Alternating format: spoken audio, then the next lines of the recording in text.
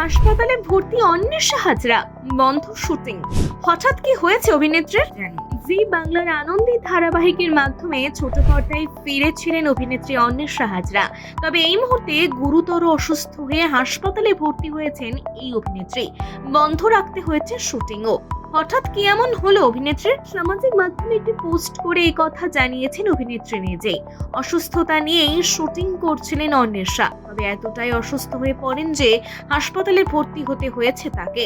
ধারাবাহিকেও দেখানো হচ্ছে না তার চরিত্রটিকে। আসল কারণ জানার জন্য সামাজিক মাধ্যমে পোস্ট করতে শুরু করেন অনুরাগীরা।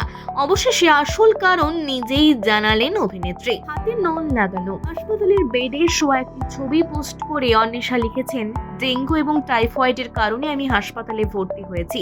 গত 11ই নভেম্বর আমি শেষবার শুটিং করেছিলাম, তাও জ্বর নিয়ে। অ্যান্টিবায়োটিক চলার পরেও তাপমাত্রা না কমায় আমি হাসপাতালে ভর্তি হই। তবে এই মুহূর্তে ভালো আছি, সবকিছুই ঠিক আছে।